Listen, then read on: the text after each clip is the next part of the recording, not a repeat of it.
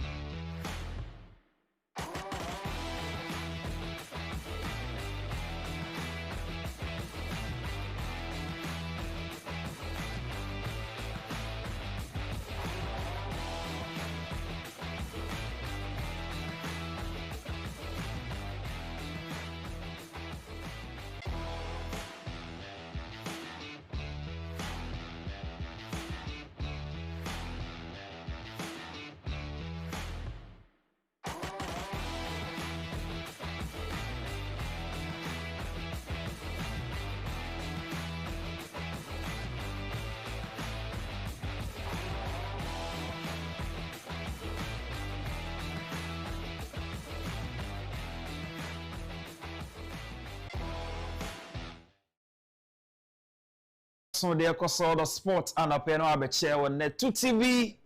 The dialogue say say A to Z about sports. Ghana come Africa we are seeing now there was TV no. Na you know our share on net 2 TV. The dialogue so we are live now on Facebook, live on YouTube. Na ye nin come on Fremi Kofi Amponsa we see ahina na pay. We shall say a fee interco. When we say school sports no ade bakwa produce a lot of talented athletes. It be a footballers, it be a one mutumrika, be a high jumpers na die. Enti abri bia ya na yakoso ewo all the various schools. Na enra na Kumase Ashanti die no omo hyase. Na me say proud to that. Na a lot of incidents I would see wo other regions. Central region for example. Am soma you decided say there was almost suspended all the sporting activities. It was Central Region Tenra. Na Ghana Police Service, CID boss, Bakaya or school incident bagusia koma head teachers no a 24-hour automatic. So we produce one more this science in who no MNA or my various arrests. In Tenra na ye be share Ashanti for the national. Never say police for making sure say on presence no all the students referee say yes police no around ti press wadama ye sure no na ye be sha de na secret one na Ghana Police Service for no yes e make sure say the ebe koso Kumase no omo eye crowd for it inti no a ebo Ghana Police Service for na ba so say omo make sure say omema event na e koso Ashanti region hono etumi akonenim ewie peye enti eba ase na wo say atmosphere no so no omo ginger supporters ni ginger mu say yes omo ay crowd for the event na eba so no enti supporters no enso e make sure say bibia students no samamoni ade what you say to brush whatever we the second video na you how na na ma ekoso good right. So these are Ashanti region for you. The entire menoya na always be no me bias kaka towards Ashanti ne say students no be ma wafle the air koso what you say ahode ne enuode no de hadwo mu na se ne sa etutu asem na be kan wa a student o ko entakwa o de giant second o de ko eden o what you say and I'm happy say Ghana Police Service for no any abrewo this a year event. And this is what's happened yesterday. And Timikatuna was a coso. To my videos in Biana, me ha never course and na you will say yes, now students no. Good. We know na eboa. Because the name Benjamin Kukwazamati, George Din ewo US in was from this. What you say? Kakaka say ya na ekonenim.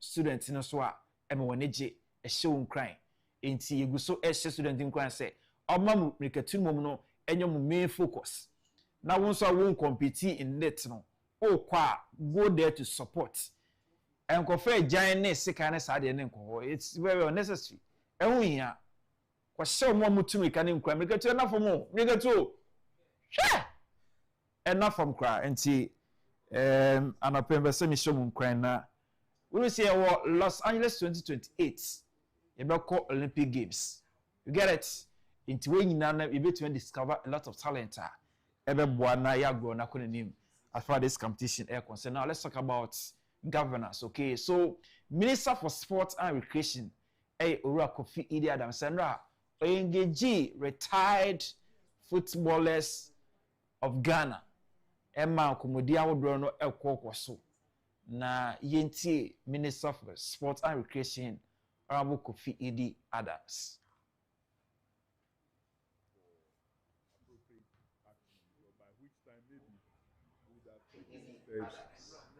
To see how we'll be able to implement some of these requests so properly stated on paper. They are in order, there are things that must be done. And it's a shame that we have not been able to do them comprehensively. And we have left it to be done in an ad hoc manner. What needs to be there is to have something that is properly done, structured, so that we know that this is what it is. But not in an ad hoc way. Sometimes some of the things that we read are heart-wrenching. But maybe sometimes before even it gets to you, then it has gone beyond redeemable state. But if we have a structured way, we may be able to pick some of these things much earlier and then attend to them. But like I said earlier, I'm happy and grateful that you made time to be here for us to engage. And we will take these matters here seriously and see how we can deal with each one of them in a much more serious and deliberate way to take care of the situation. Your time and play is the reason we are still very highly celebrated as a football powerhouse and a sports power country. And so we cannot ignore that. We must find a way of continuing to celebrate. For Sports and Recreation, Honorable Akufo-Addo Adams said, retired footballers in Ukraine said, "O my amo my no many so." Inti na maybe also mdugu akwema ebe bo amu no omehwe na omo etumi etu anamo.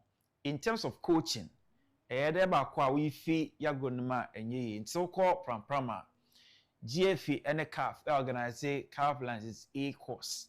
There are some coaches like Kencity account, John Pentel account, Godna Trump, so many coaches. Na like Kencity any I say one or two be a course of pram yeti like Kencity. Trying to witness the ongoing CAF A license. It's been a while they had one, and this is the first time in more than 20 years. Things are going on well. The coaches are putting in their effort, and we can see the players are happy and they are enjoying the moment. On this note, we'll go to a commercial break.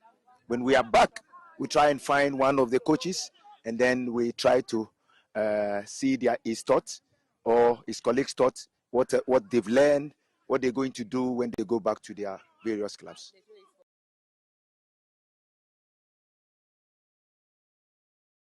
As a reporter, but count my grown yana AVP. All right, so let's talk about Black Queens. Okay, I'm not going to Dubai.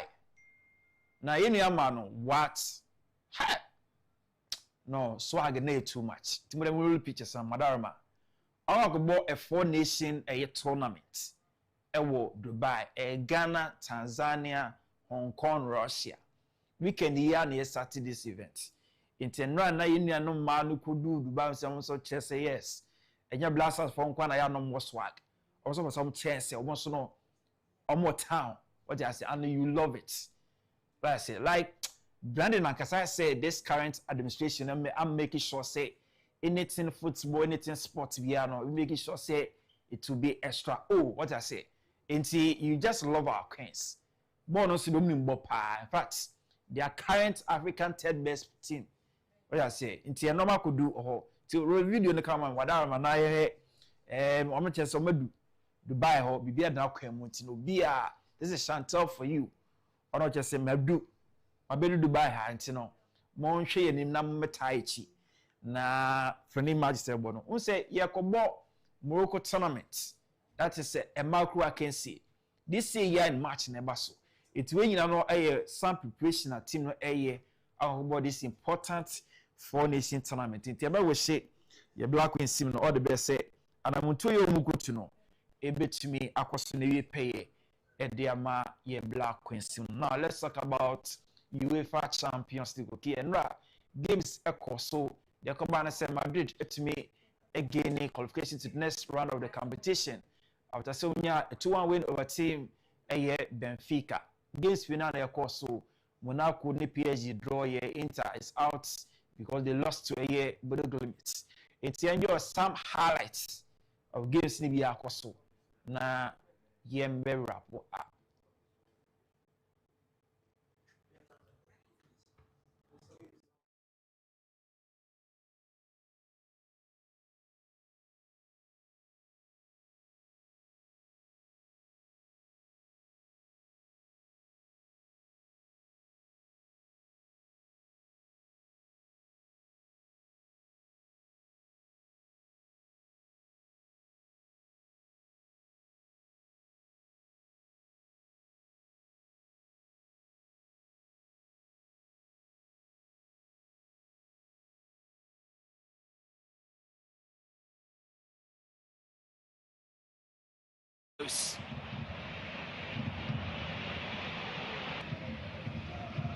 Akanji is giving it away.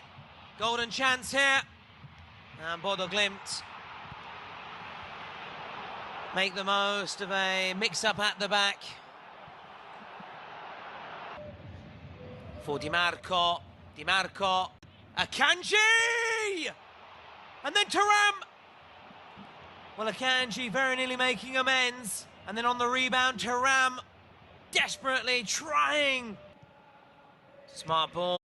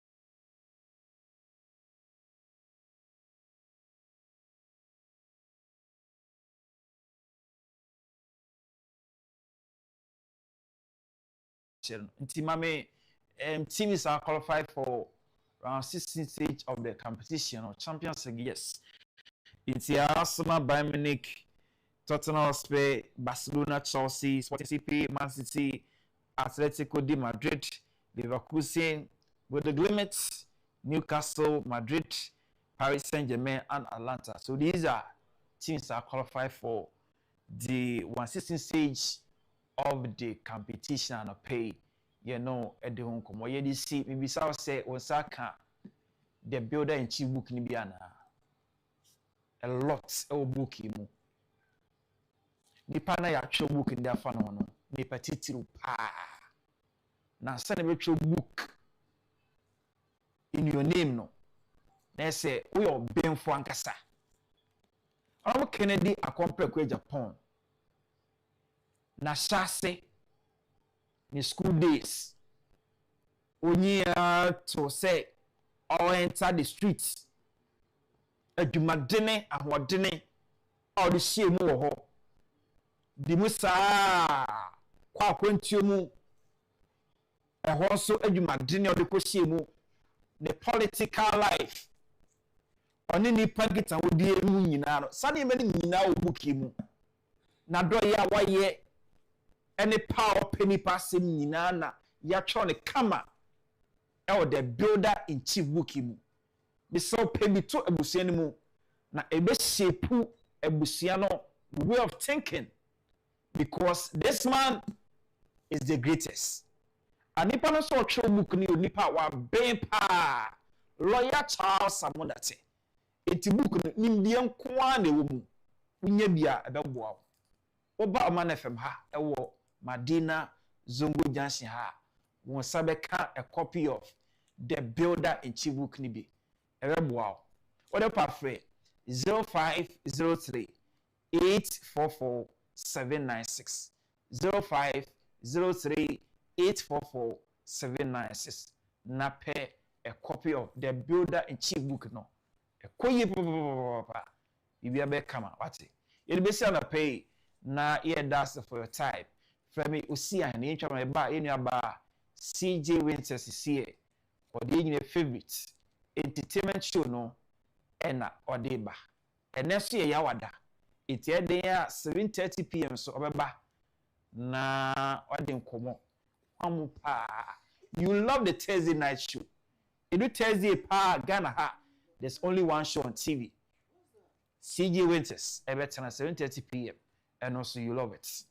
And I permit you Robert Finn or Boy Mapa on the Chief Justice marching.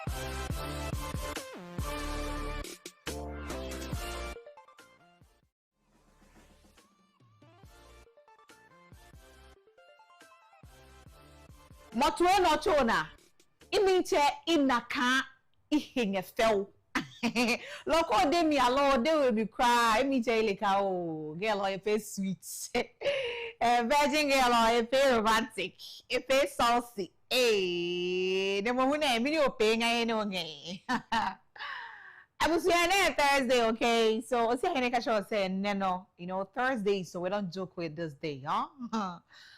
Ya bonano pa na nyumre asaba bebom ene ya da 7:30 p.m. no so no I'll be coming your way with me oba today too I have amazing guests I will be na che some be dwumadi no na dive into you know topical stories obetinye hia de ewo mu na aboa wankasa wa brabo no okay you Na anope dialogue, the dialogue so no. What do I have for you? But what do you also have for me? And then I'll word mommy. Mini oke mohu ke mahami befe be mini baba that's going to matumunulu mohune. Oha tode avo michoji alo ebenuka. Right. And I say, you all know, say, me da saw me a virgin. Abruana na me da saw me a virgin. CJ Winter sending me di na yenshe and somewhere me na be di hun komo anope.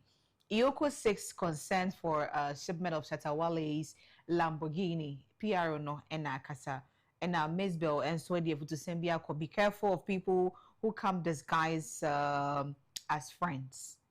And Joe Metal on why he declined a collaboration with Sarkodie and Yaoziki says secular musicians are spiritually empty. And we'll be having a story from One Love the Kobolo. So these are it. Okay, so now, Shatawale's story, it started last year, somewhere last year, June, July, thereabout, Bessin called August, one, Fadie. Yet say, Omode Lambo no Ediamano. But in praying, PRO, Ede Mashata movement, Sammy Flex, Ede notes be ababeto abonting. Now it will be on the screen for us all to go through. So this is the yellow Lamborghini on your screen. It will be on your screen. The yellow Lamborghini, right? So he says that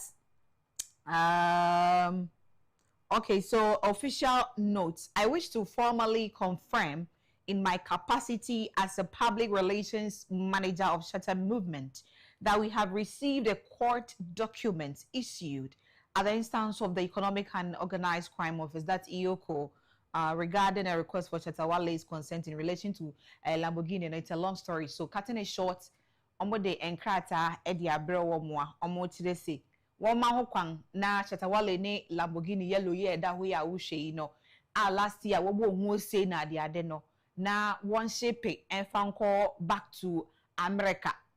Na won koye nhwehwemu aka nyina wo honom okoye wie na bibia ho ye korogin a obesan so ahye ne abagana asem wo court a onza na ye ndi hu komo bebre but in praying they say na some flex e de ababeto X say Shatawale ni Lamborghini yellow Lamborghini no it will be going to the United States, okay? Wait, the first time, well, meaning I stand to be corrected. Said the first time, media to media. I think that this is the first time my yashepe car, efi amanone abagana. Now yes, I so shipping from Ghana to Amanone. Then I said Ghana, we are also on the map. We are also doing super well. Once you get it, eh? I said Ghana was also to me shipping cars equal other countries. Ghana ya de hey. Let's move on to other stories. My second story, Effie, Miss Bill. Miss Bill, I'll be 16 years. I gotta be like this. So our beautiful Miss Bill. And audio to send me Ede Kwama, Onipa Dastani Bia. Okay. So we'll have what she said on the screens again. So we all would have a look at it. Miss Bill A2 will be afo say adamfo sometimes will be esheda eba wa kwan mu say adamfo a ipo ope mo hiele nehi niko mecho na amamopuemi o amamopuem omure be say wa brabo ebinim a wo ba ye na brabo mu te say dia wo ye namfofo no omure be say ya brabo omo ba be information e dia akọ. Sometimes so when we yonko to one no mukura we dey wa dream mu fa ni say oh na say asime see do ya me yonko onu ohun say ne yonko ni wo enti whenever on so no kase bi am kan yen komo bi am di no empepi na so won ana wode nkomo ne beba o ba eho no no de warring record o enti no wode nkomo ne ba na say wo so wode be hyemu a na afi o ma sha say record na o ma send e de ko so o de sa se me to Facebook and I will have it on the screens. What Ms. Bell actually said, then we all will read through it. So she says, not everyone who smiles with you is for you, okay? Not everyone who smiles with you is for you. Some come disguised as friends, pulling you into harmless conversations, only to record you and use it against you, okay? So protect your space, protect your words, choose your circle wisely. enti no nipa da sani bia men nya wo to say said dia wo wote no sa na obia ti obia dream fan e bia na wo no wa dream fan obia wundwin obi ho endwen ne say sa na obia ti individual differences obia ne na adwen a ordinary ma wiase wa enti show hu suye e wa nipa ho show hu suye wa danfo hu ni a obeka baby bia wo bia no suro bia me amigina he de bia me ka se me amigina he kura no suro me suro everybody efutu ba kwa papa di tu me a te say minyi na me hu se mfa so papa bi abaso and say o ka tell me say me ma me ngini ndida. But how would my dad tell me say I shouldn't, trust him? But that's what he told me. After school, that was my gift my father gave to me. I never understood at that time, but when I grew up, I really realized that he gave me the biggest gifts ever. So please, know what you say at where and when. Why? Okay, so don't trust anybody. Even me, don't trust me. Unless God. Right, so Joe Metso is back in the news again, and this time, people are asking, say, Sarkodie once wanted to collaborate with him. So na adenti na sa collaboration no into mi ambaso na diade na we ya no se nienti ya collaboration no when to me am collaborating no it's in the video. I wouldn't want to spell out before so let's go have a first video from Joe Metso. We understood each other, so I don't know why they are bringing these things again. No, for me I don't know honestly. No, he spoke about it and then we talked about it, and so I would tell you point blank. I think what the thing is it's just a door I don't want to open. That's it. I think so. You remember when we had a conversation earlier? You asked me about whether if the Spirit says. You see, when the Spirit allows you to do certain things, He has His reasons for it. But until then, I think by principle, I have too many friends. If you do one, you have to do for everyone else. I don't. That's the whole thing. It means my own never go happen. But I'm a true man of God. I didn't say you are. No one say it's a door you don't want to open. Yeah, I just don't want to open. I've had a few of my friends who. Apart from Sarkodie, who else has knocked on? Oh, I've had a few. Apart from Sarkodie and Raskuku, who else? Raskuku asked me for a feature. Hey. No, I think one of the people who's been calling me out a lot lately is Manifest. I don't know why he's been doing that. Oh, really? Because anytime you ask him, he said, I don't want to do the feature. But he knows, like, we are brothers. Don't do that to me. No, wait. Oh, so Manifest approached you too? No, he's spoken to me a few times about it. And he's been calling me out on radio. A lot. He go frustrate you, I'll make you say, shall I bring out?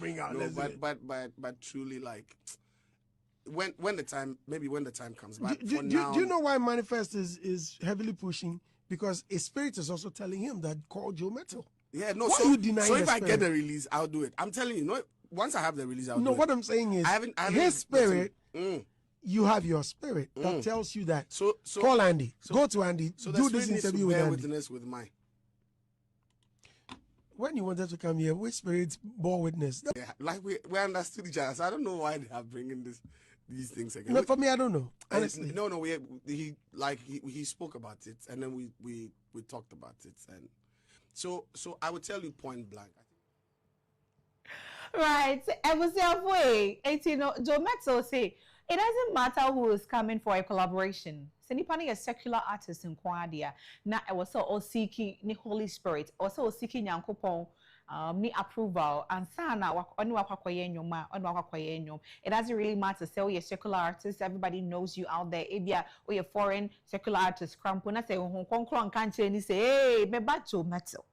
Asimesi we con out and the and you may come pa best say we are Sifuna. So Hong man validation ya. No, it won't happen. In Tenunsi and a Sarkodie crampono or a collaboration no amaso right. So Yaosiki now also a secular artist. See I know a gospel musician. Now if we 2 hour day to the adults P ebine day. Ebini say and Pimpi no so a secular artist ubenya fame no ubenya sika.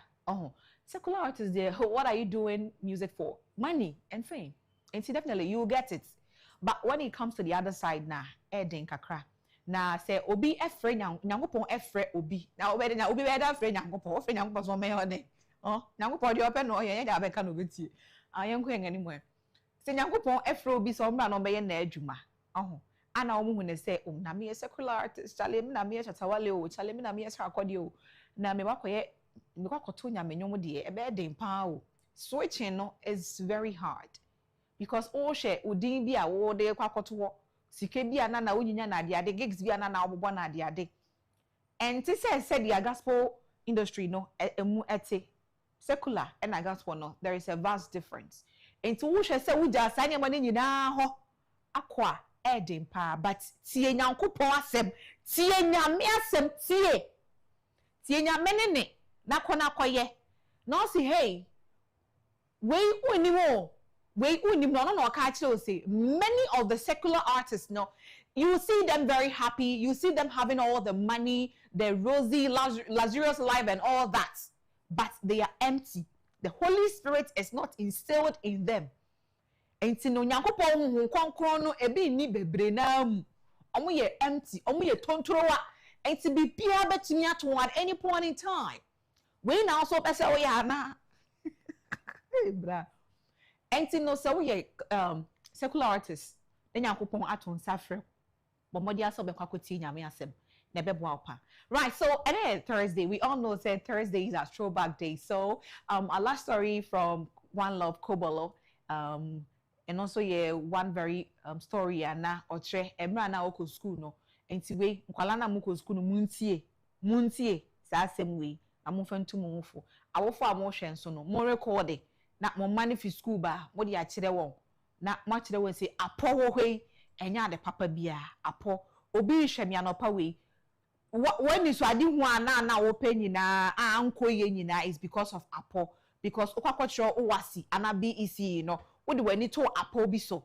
apo no amfa eno na ma wa abrabon no aye say ene ya wo bre enti o shey ade to obi so efo. Okay, so let's go have a last video from One Love the Kobolo. So you finished SSS? Yeah, finished SSS and then Did you do well? I think I got A's and B's and C's, but one F, and that was in maths. And because as soon as I went to learn some Apo, so Apo dropped, right? And I went all the way to almost Kakum. Those times, how did you know that there was something? Because there was no internet there, right? It was scam. So that's the beginning of Sakawa. Somehow just go and print something and do present it some secret way. Yeah. There's Apo be coming to, hey, don't tell anybody, don't tell them. Everybody will know. Then everybody's taking car, going to that place to go and print some Apo sheets. You are paying money. It was big money you were paying. Nothing dropped. So I just folded the paper and got up because I was like, Charlie, I'm not coming here to now crack my brains, yellow fever questions and stuff. Nothing dropped. So I just got up. That one cried. They said I have to sit. They made me sit down for another 15 minutes. Yeah. I couldn't leave. Mm-hmm. I was angry. I said, but I'm going. They said, but you can go and give the questions to somebody else. Yeah. So I sat down small and left. So that one I got F. So yeah, I was thinking I was good. It didn't cross my mind even to rewrite, but I had written the SATs and did well on that. Yeah. So I got some universities in Texas, and I chose one of them. My father chose one of them because it was the Christian one. So you finished SSS? Yeah, I finished SSS, and then Did you do well? I think I got Okay, so let's take ourselves back to senior high and junior high. So guy apobia obisha obose apo we di apo kro we know from A to Z. As we could do hard no ba ko kra mbo e na me di kan ni say amanfo pi eni papi edwuma wo yesesi ada enye edwuma na wo po but oma feli poto because of aposwerving. Okay, let's say circle adi o mutu bika to say hey fa phone ni shokutokum e na fa we ni shokutokum fa show bag mo se na be obi hu a ne nyina no e sha say ache pa e Ghana na ya si nyina crowbell so ene wo circle e Ghana adi scam ne de enye na asem na enye o china so asem. Right, so that is it all. I hope so you learned something from me. I was so interesting and you loved it. Alo ibu alo. Lokema yebua bokweno wapale maba. Mara kuna for 7:30 p.m. Mara kuna vana asiale TV wagbo. You can also go on Facebook or on YouTube. Netsu TV GH. You can stream us live on there. Me about today, I bet you what happened last week. Okay, I promise you guys, right? So now that all the coast is cleared, let me also take us back to yesterday, 25th of February 2026, and wish Philip DYT a happy, blessed birthday. Should I even say belated because it's over? Now that everybody's done with this, yes, I am coming in with mine as well. It is still your birthday. So Philip DYT in the USA. God bless you so much for a new age. Okay, yeah, right. So that's a brother on there. Yeah, Boga, US Boga. What's here? Saying to Boga, we all at Natu Television. We all are saying that, you know, happy blessed birthday to you. And guys, we all know that today is Thursday. So what are we going to do? We are going to Divine Palace Ministry, okay? Divine Palace Ministry. NIC and pray. We are going to pray. We are going to pray until something happens. For sure, miracles and healings and everything are happening. Divine Palace Ministry. So a bigger shout out to Prophet Percy, my dadai. Right. So yesterday too was mommy's birthday, mommy Flora. So today's service now, it's going to be more intriguing. It's going to be more powerful. Okay. So mommy Flora, happy blessed birthday to you. Okay. So a belated one to you. I love you so much, Bobby, and keep on being the amazing woman of God you are. Prophetess Flora. Right, guys, so see you when I me Abrana. Oh, that's why I'm a virgin. So we are coming back with a lot more. So do not touch your television.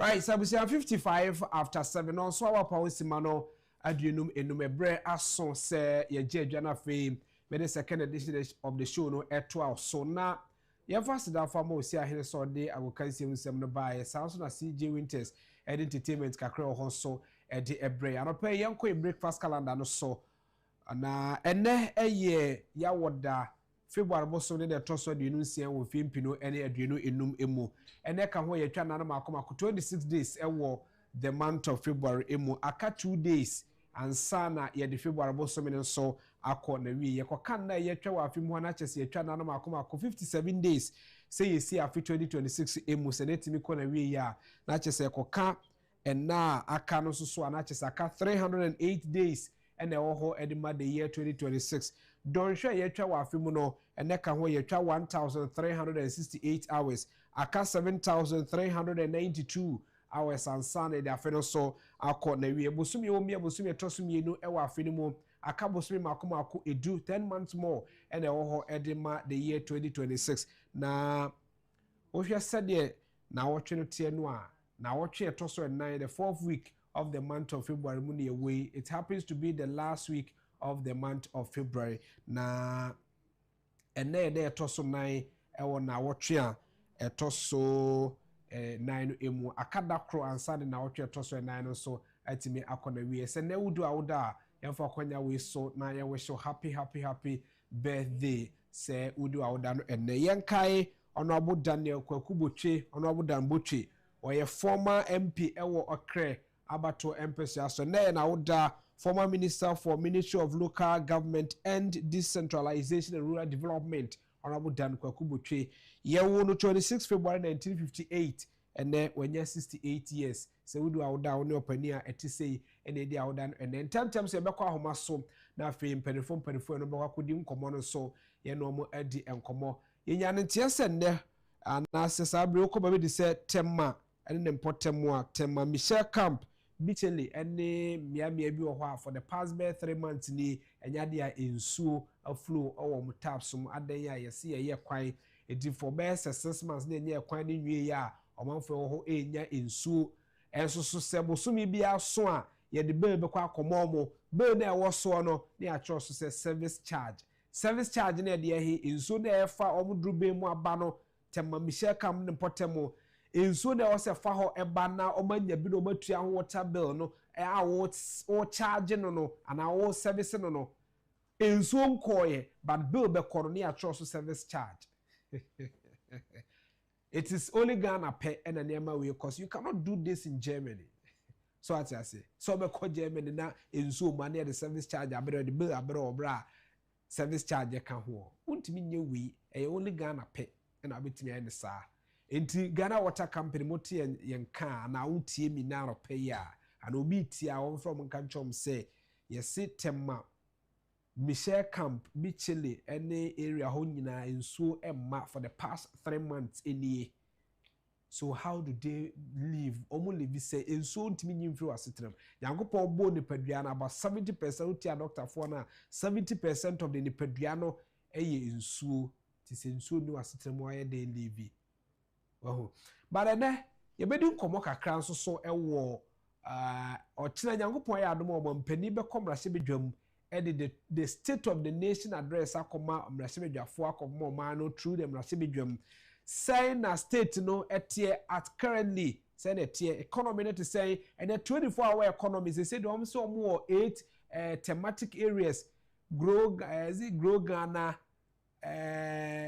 eat Ghana then the Ghana 24-hour economy na so be 133 no omo hwe omo policies omo de ba emrase bedwam no a 133 enim se de akuadwuma na de mabunu ekwakoye Ghana DVLA omo ka senkai ho say utie ada elembele keke. Do you know say this man ebra na ye be ye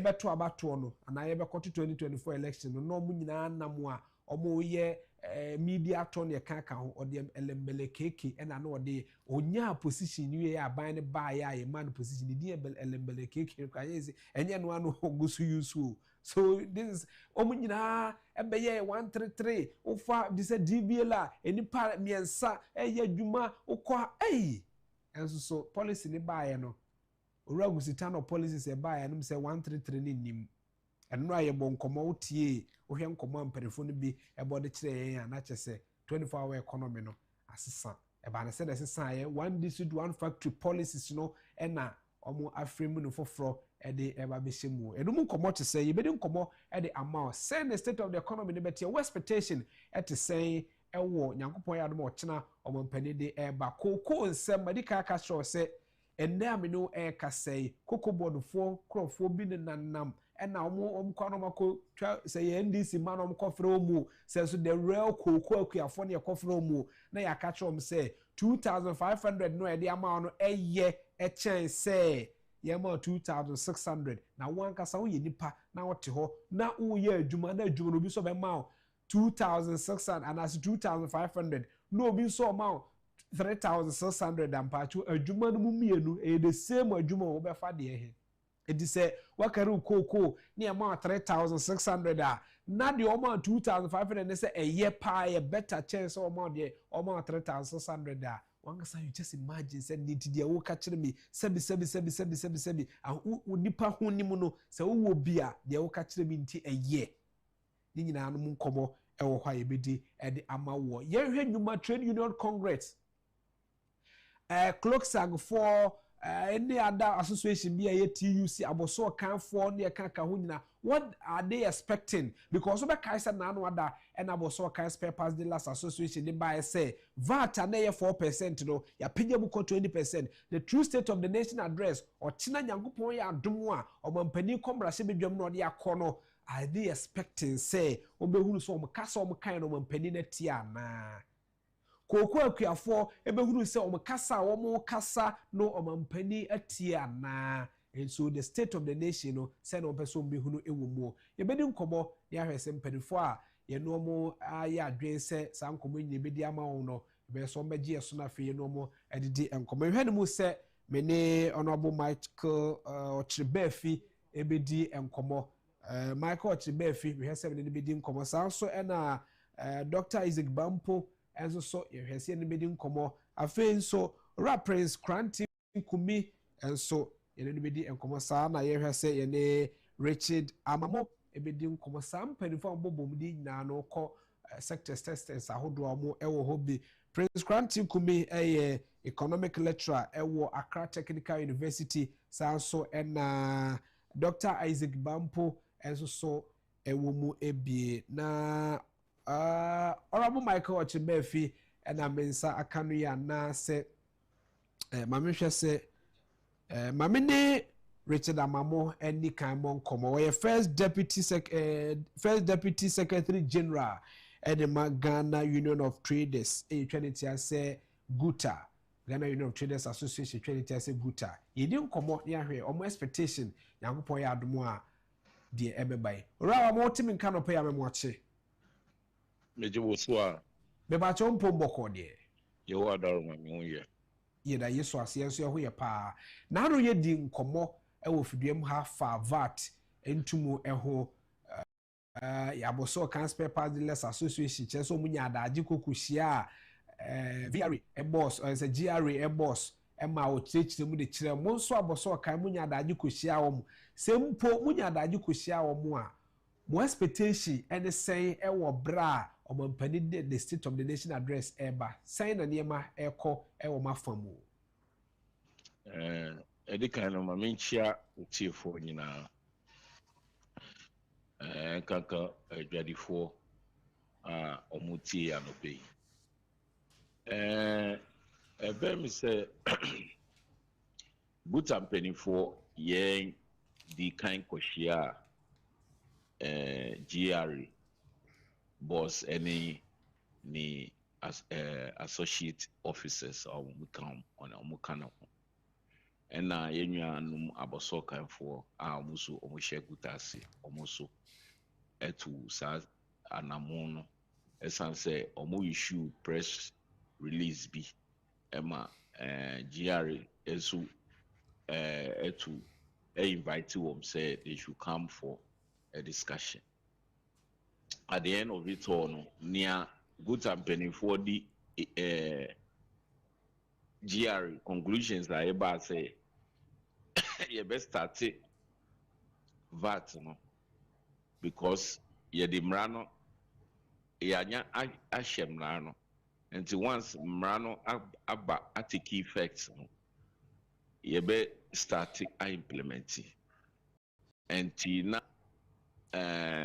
technical committee na ye nyina ye agree say ye be form I must say implementation challenges bi ba na ye tumi aso ano no sa message na GR penifo di ma ye nuanum aboso kanfo and na kyerɛ sɛ ɛwɔ sɛ yɛ start adwuma na mfitiaseɛ na GR no ɔmo ka sɛ yɛ bɛ set up saa committee na delay and ne nyinaa ka ho na press release ne press conferences no ba but say no ya form a committee no ma committee no a start adwuma a ɛhwɛ nhyehyɛ sɛ yɛn nkurɔfoɔ no deɛ hia ne sɛ yɛsi ade no yɛhyɛ da nte aseɛ nti yɛnte aseɛ no mu no ɛkyerɛ sɛ sɛ yɛstarte sɛ yɛde yɛ adwuma ɛbɛma nneɛma boa yɛ den GR4 sɛ dabi ɛma nneɛma boa yɛ den na ɛkyerɛ sɛ we must meet and then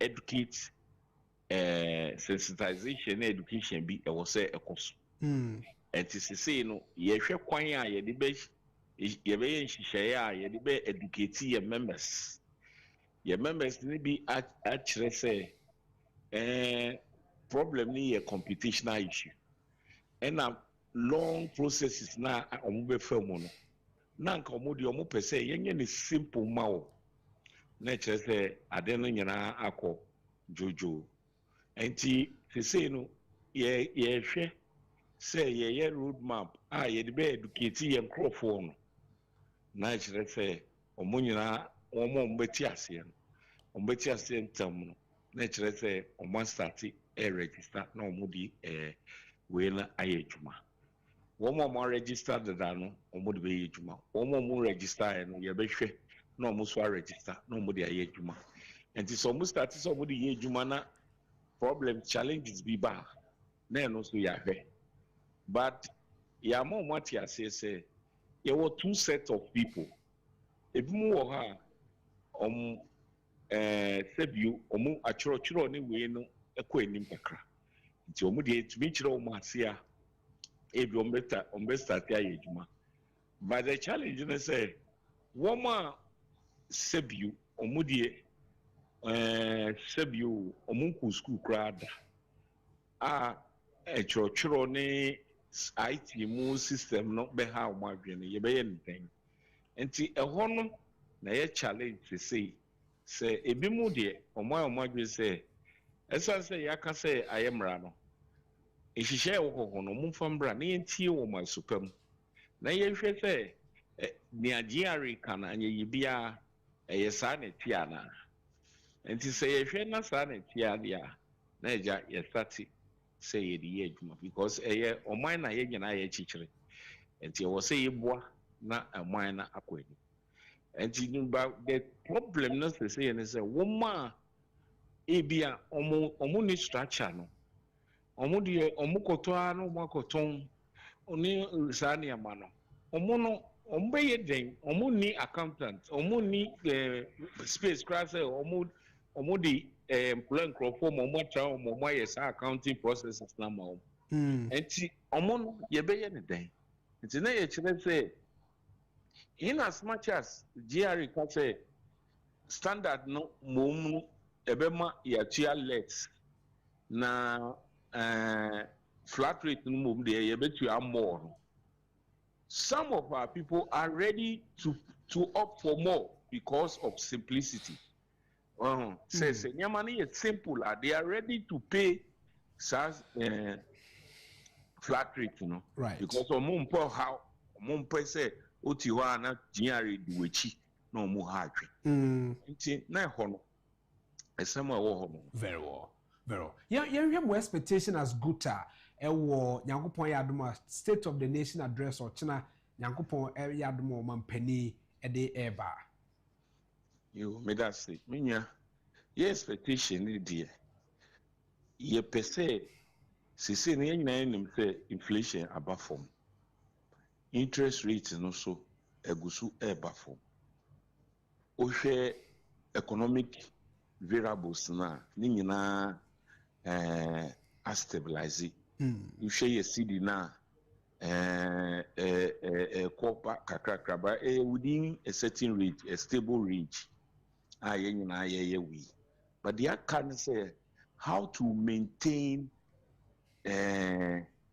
saniamano because yanyawu afi how can we maintain it, how policies ben niama bena yedibe guo ama nhihye no ebe man say sa economic numbers yi embe say because nyina nim say politician say yeba first year ni second year bia na yetumi nya good numbers but ubedu close of the second year ni eba third year anka bedu election na numbers ni nyina yeden say right because of political will anyhow and say no ye expect say nhihye na beba no dia nhihye na yede begu ema sa economic numbers no will keep the stability for a long period.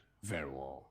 Very well. I think your point is well made. Mame na ase anopay na yehwe ni mu say eba na mutie ni nyina bi na mo hwese de wo kan good rule for niam ebetimi e stabilize niam na ase be maintaining numbers ekita yen no a ye beba na eba be di hu nkomo na yehwe specifically ba bi o kan ne niam o kan ya ebetimi ama na maintain se de wo pɛ no me da ase anopay. Mesume damas. Right.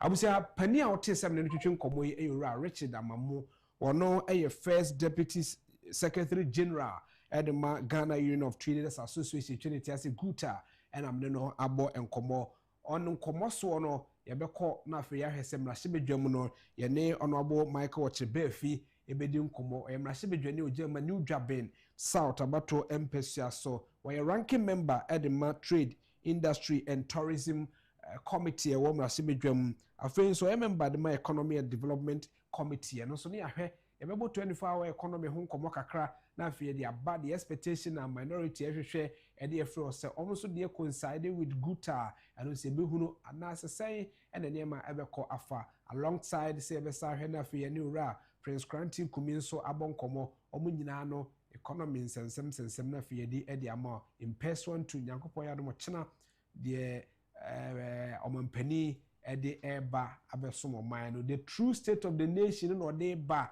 ana say ene beye afa say the true state of the nation no mampani de ba we are all living to see ye nyina ebe hunu bi ni ahwe galamsi tu ayeto we ayeye hayefa sapepepe na ekono sapepepe na eba no kokwa akuafo ntumu aba sapepepe na wose eba ana kokwa akuafo ntiso aba sapepepe na wose eba na yebedi sankomo no edi amount ewo fiduem ha alongside nti yehwe se yebe ka nsa beka sampanifo bi a yensa aka MC amoaye ni yehwe mpanifo ni bi ni nkomo bi a nipa bi eka sabi a eka sei a menu edi nkomo yi madika ka so se kokobodfo mpanifo bi na monten so enna makuafo so ena omo kire omo na wonum se otuku no enso ewo mu bi onu nso ka kire kuafo se koko ntumu e de amom sesia no eye omonye na yewuru se de niema eko ma yehwe video bi a otuku no kasa kire koko kuafo no no ankasa mu no okasa no koko kua ni bi ana koko kua no waye bi o koko ni bi na wonim se de koko adwuma ne te ana ne so wonim se de koko adwuma ne te a you don't dare not say obeka ensem bi ate sei cause aban bi am aye meti koko so MCR aye krado omo ma yenhwe sa video no enne anopai ni yenhwe se nipa yeto abade ma omo ne nsem a omo eka ede ekye ye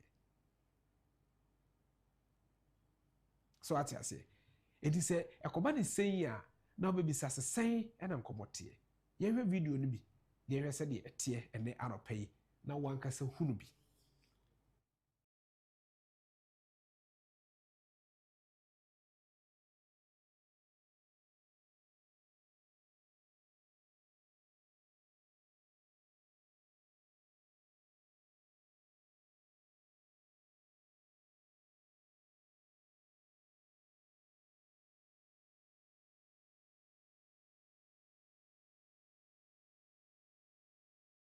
no ma start etwetwe amanfo so omunye demonstration no omunye on press conference yem fa ne say empo ni omunye ye nyina na ye papa oma mbo kan to ho oma mbo dwurumdie engu ho no mo na ni omunye nyina ye papa ni ye fa ntu sanye ni enhwa de samre omu ho no omuton koko bag baako e ma ye 3100 ana meboa sisi aba 2500 e wo mu sa aba fom ba do hwem a aban ne sese panti aban na dwuma ye panti aniema bo aba fom ama niema bo ayefo ama niema ye de koko sika ye no hwe na okura 2500 na wa hwe ya obetimi ya dodo okra sen samre na oje 3100 no esa so mo de ya amanyosem ti no for so say e be sa analysis we banka analysis we ka wunya because ebo no aba fom because ene oji 2587 now person with the tomu a emo first emo 25 kilo no be 700 Ghana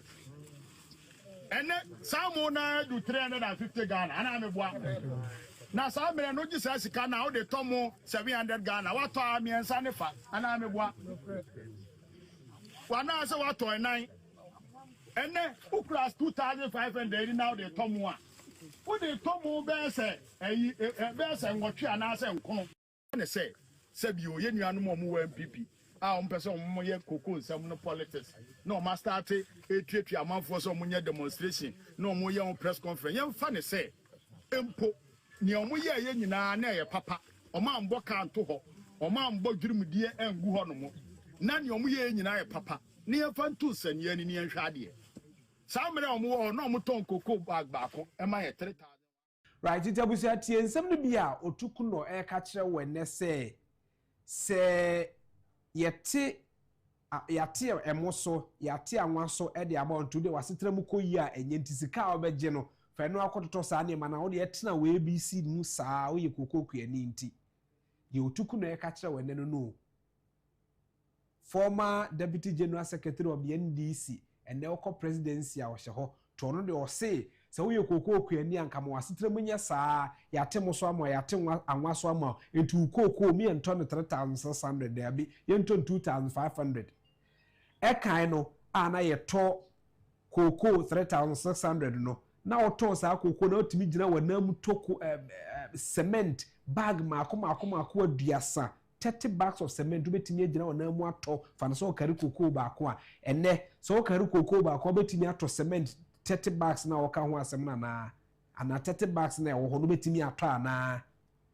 So sometimes ye can say me kirewa no be say enye omo ano omokoye campaign say obeto koko no 4000 5000 6000 akosoro kra 7000 and then they o choose 2500 so you look at amanyosem ye e wo my Ghana mu nkaye emienka kire say in as much as possible say bona ba from kra no wu kwani ye value nti hwe say ye to koko di ama na nka makwani mo nsem papa enfama wo tukuno because we ye campaign bia sa campaign amo ye no na makwani unu say yes wo aba dwo man ho but ene dia akosie ye be head na fi nkomo bia ho ye didi sa nkomo nyina e de ama na obokrata mo boso no soso ya yemu adwuma hodo nyina soso e de ama ene anopei e wo the dialogue show dwumadie eso ya santoa ebeba na fi so no ye di sa nkomo no e de ama ene anopei e wo dwumadie eso ne sabateri afi enyina na kwanya wo hoso mebama ye di enkomo e de ama wo ewo ye ene almost ye beji o expectations ewo said the state of the nation address where expectation to say good afford o expectation am ye trust and sabe company for ahodo ni bi na almost ye no madi nkomo ne ahwe the expectations a ewo ho ene anopei na towards ochina state of the nation address o mpani e de eba no ye hunu said ye beko afa si hunu said ye beko afa ye wo man mu ye amantefo na se ye timamufo a ye ti o man no emu say na we expecting niema and na me no e ka say yankopon ya adom a within few days edi anim 2 days edi anim no ye read the month of March emu Copec the beto montin say the pricing window aye koso no e kire say ye beto fuo mu because so ko wiase adwaman so a ya to fuo mu e wo ho definitely ade say fuo so ye tum e wo my Ghana mu recently ya na ye to bi mu me ba sisi a obra ye de na obokrata mboso no so ebrewo ewo the dialogue show dwumadi eso nti ya maachi yenua akwa bade we bia bo yenua nyame adom na osu yes adom si ho ye pa ere nyame ase that's right sabatary afi enso ebe ha enche ono se betene ka obra de no obokrata no eba be rewura mu ye hyase mfamfiri osuna bisa say what would be your expectation as your expectation and say ochina a state of the nation address nyankopon ya adom e komra se bedwam then our expect here. Okay. And then we expect say nyame adom e china ye beti e wo mra se bedwam no kwame me de dodo na ifa Ghana ya sitine mu yeyo sene ye ka se wo mai ye sidi no agina yema dollar no sene enim no aba fom no enya sa na tie wodwum enya sa na tie e ma wo moto ade eni ya ye kwa akoto ade minim enhihye fofo ampanifo betimi aye ediafa sene be ye o man ni mu bego na Ghana fo ai wo mu ye hu betimi ahenhan ye eno achi so my expectation ba ko enko esukuu fo afem enema ekoso schools mu no edonso dodo enti eno so sempanifo betimi atu ho na mo foforo ahwe sene be ankwada mo school mu no wo mo asetena mu ye yo ho sembe ye yie afa discipline betimi akọ schools mu because ne eboboba no we for we are different students ebeko na se ye nya ehihye bia amesukufo na eba ko ha adwinti anope expectation de edoso na momienu na mehwe anim oman ni yi oye se Ghana for ye ho be han yen so adom si ho ye pa anope ye hwe se de no obokrata no me say also expectation to say media kwame de me expect ya le say nka external beba no amudi state of the nations address beba no maka say kokwa akuafo amudi omoka nyina no omatua I am between within that week na at the mom and no one me expecting. So what do you understand what on tia say was state of the nation mun and say on tia say and contafa or mine ho and no more eba. He said o mine tia o mine bo bretie. Send ebia somebody sika be share or mine mama or mine tumpon and I say send your mother or mine air con and no one akunta ya can say akunta buo and no more brain ya me watching. So you clearly understand the difference between the budget, the economic budget statement and state of the nation address. So as you see the economic budget statement bar and the state of the nation address bar. Nimi no emususu ye unim. Oh, some budget there ni na iskase. Okay. Ana budget ni ye o minor konhoma. Okay.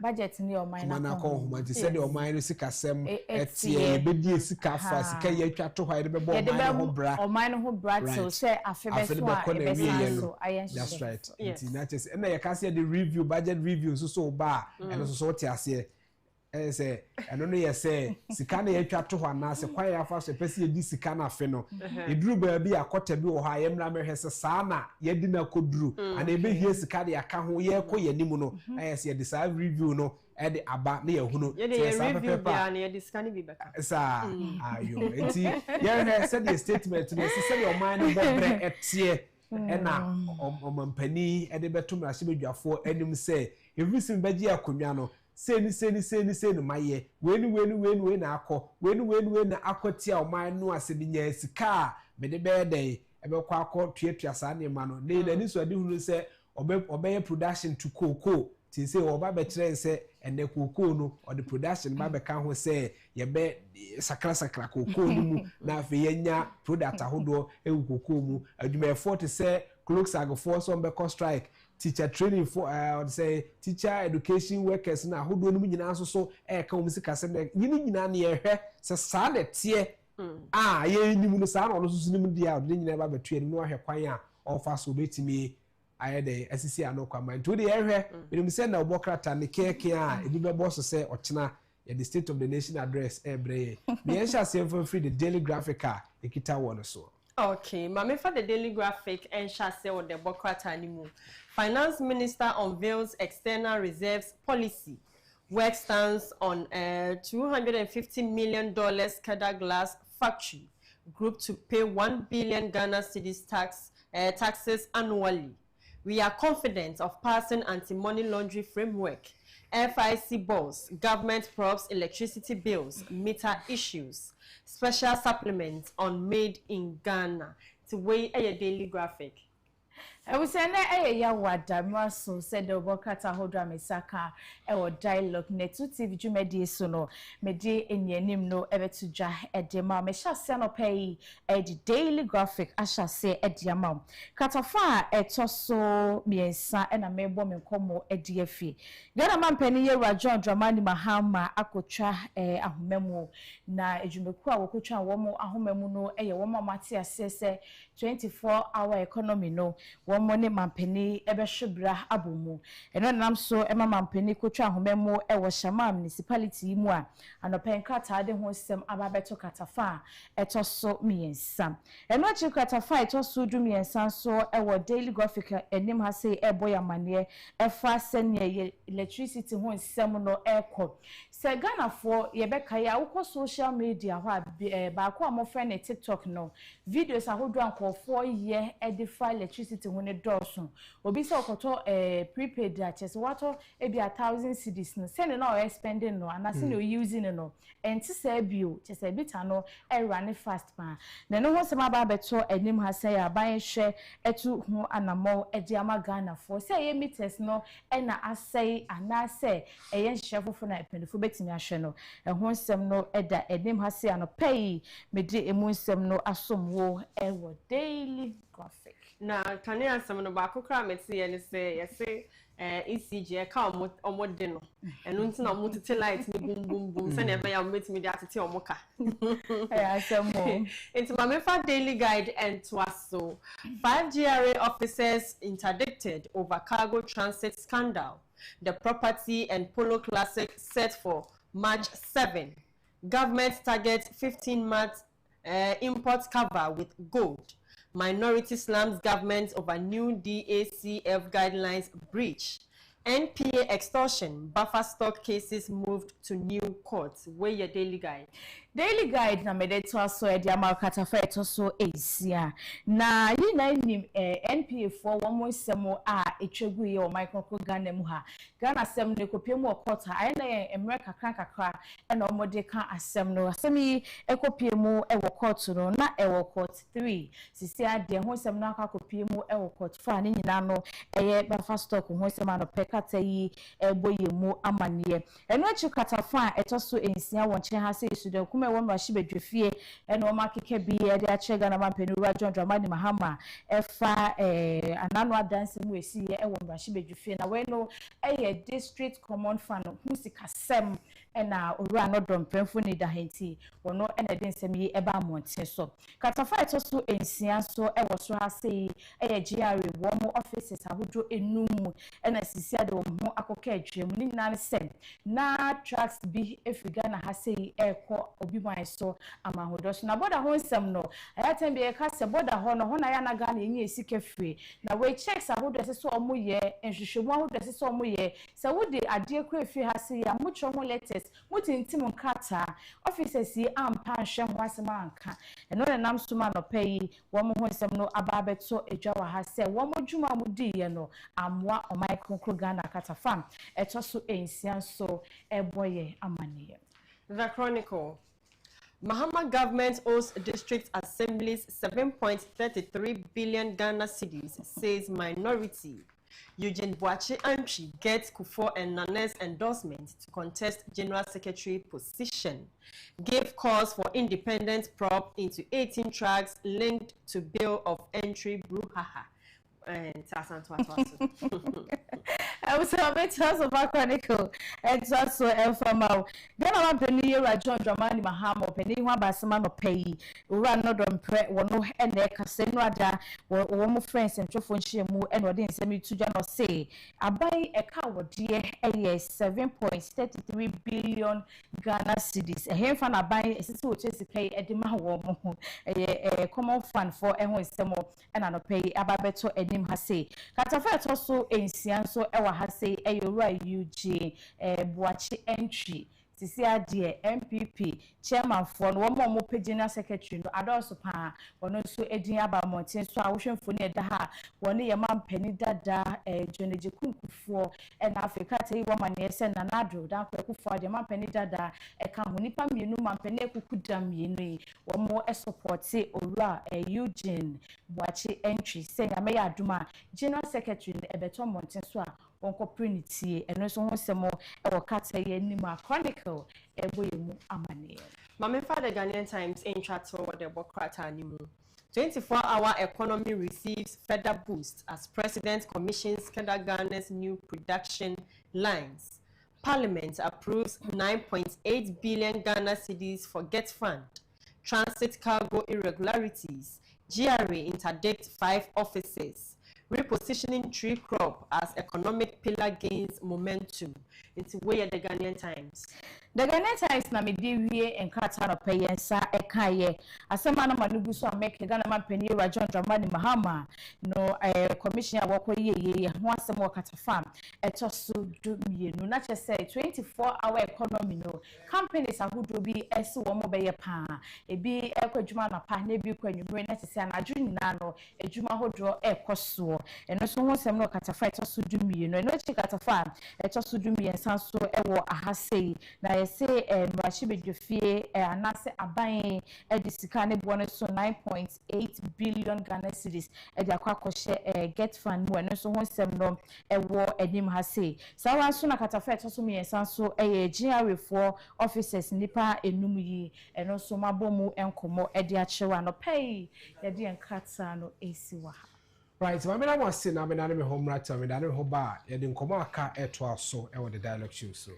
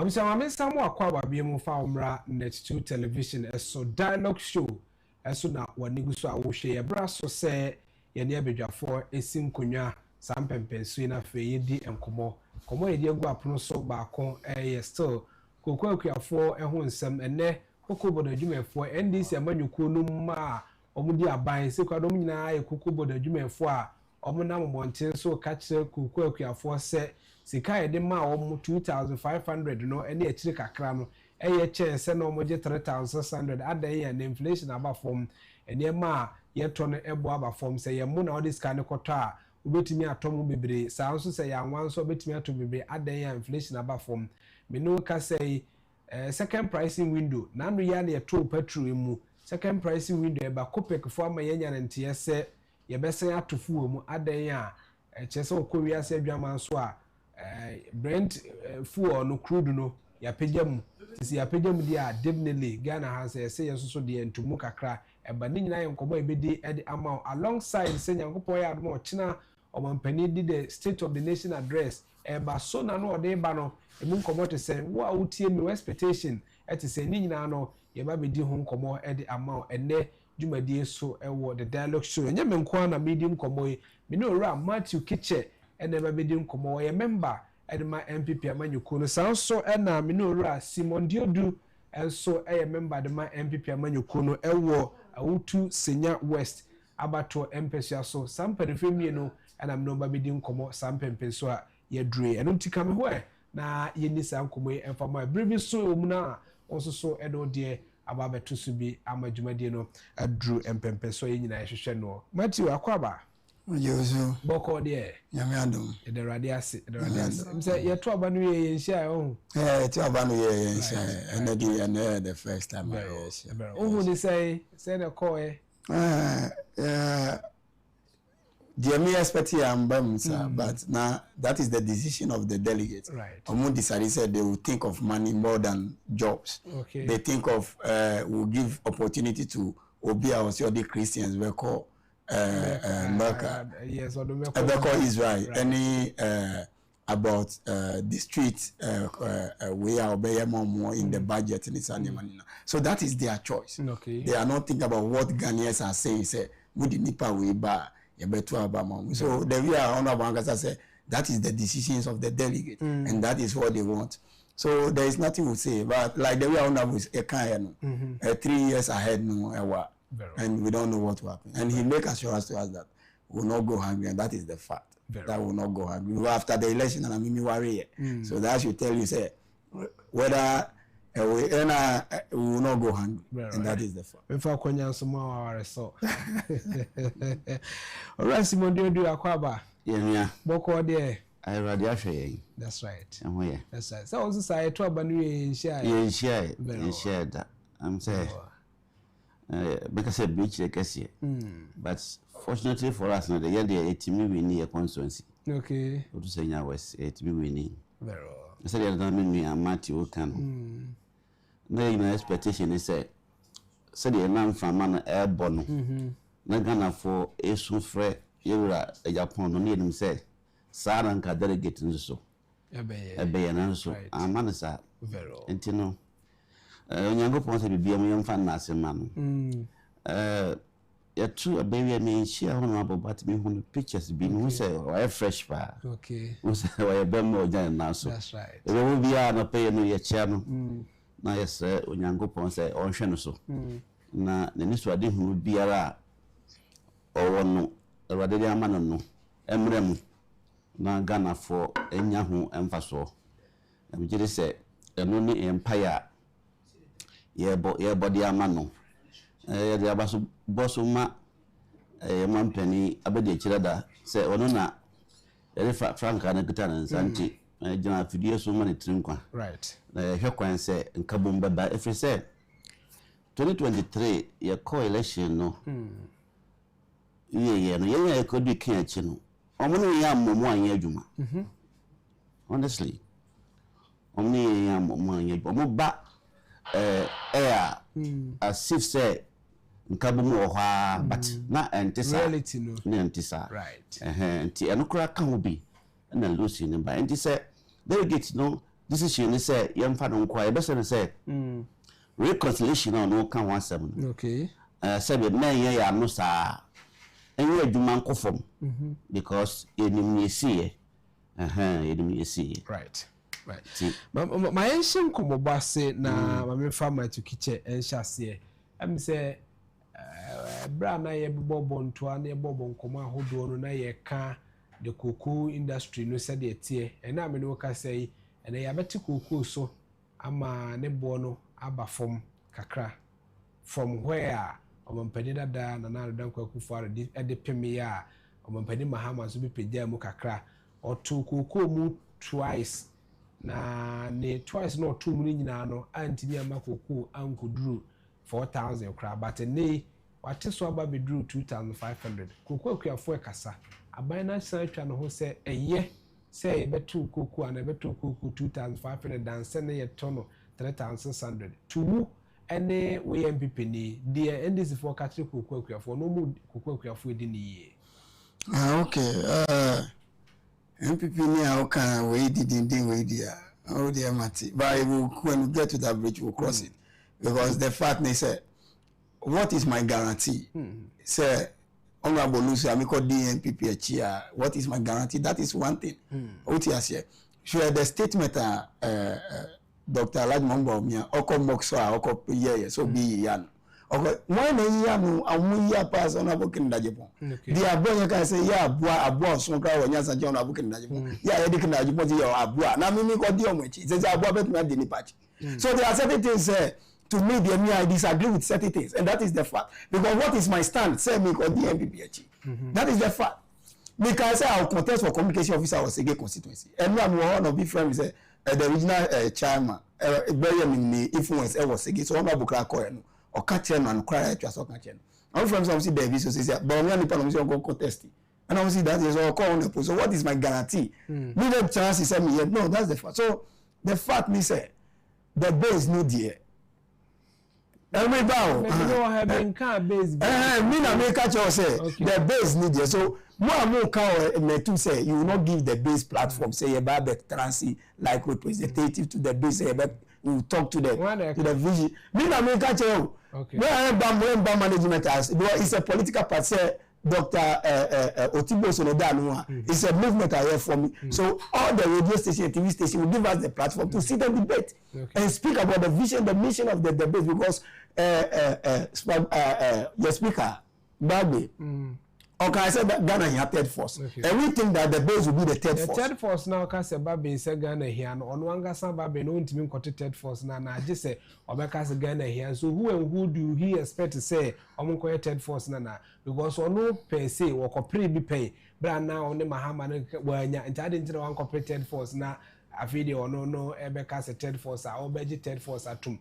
But in the other case, you discussion, you more third force, so any more basis. So we are just discussing. Oh, yeah, that's the fact. So that's the fact. But the address, our address, you know. Okay. That's what I'm really asking about. What is my guarantee? Look by our customer. See, this year 2023. Okay. Yeah, so what is my guarantee? Sir, so if you want to do that, then you should give me a guarantee and assurance that the or what is the guarantee? That's the fact. The Omuka can say MPP back beam. Say, I gave you the credential no Obrana would do on Kennedy said now your team. And I mean friends of one meeting Team Ken was so. Team Ken is not a party, but Team Ken a movement and I'm support to Ken. Now that said number we about no himself can say yes, he belongs to the MPP party. So be a owner for Biano is a member of the party. And then call contest on the party basis. It is a because I a member of the MPP main cannibal. Oh, yeah, what do you the fact is among MPP, NDC government, now propaganda adores, right? And on the we need power. And when about agriculture, buy cocoa farmers, and now you again we are seeing now a bar, on none. To me a uniform. A bass and a binuma, your conversation. It obiba will be now or dream before because Wow, Honorable is talking about the agriculture sector. And now the tomatoes, a big of tomatoes, all those things are his message that he's carrying. So I can let on the fact bearer, me Kasanu, what's a flow, because that is the angle he's coming from. That is what he's telling Ghanaians and then the good people of Ghana. And that is the kind of leader that we need at this moment. Right. At this moment. Because all his speech and all the things that he's talking about, Greek and all those kind of things, those are the issues we are facing now. Okay. What is the problem within the government and the people are for? That is what we should look at. Okay. Now, Obiwa, or CEO, or deputy CEO, or secretary, all office war, Cocoa board, I mean salary cap or SOC, Obia or from. This is also matters. Or matters, and yes, I'm back from I'm saying matters. One pay slips, I tell some matters. Nothing so Bosman so mean Tiaka. As I'm from pay slip me now, but I am say it is a propaganda. Oh, NDC is a propaganda party. I am on history. Fifi quit here, or former propaganda secretary, and no general secretary from 5 pounds to fire. That's right. You understand? So, the muka che equiafo opposition atu force your cordial campaign we so kase be it was muka be almost 8,000 no mo say omu ba on bet muka right more than the previous government no yet. The question is Satan the omu say cocoa private na ba form e bet me akoso ana Satan no mo say be mo akọ school omu say mo won the omu say that time the cocoa price is not controlled by the government by then.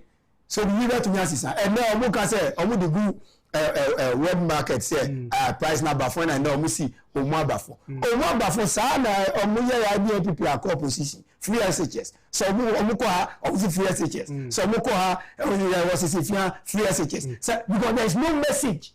And that is what is going to repeat in 2028. Because what message are you sending? What message is MPP sending?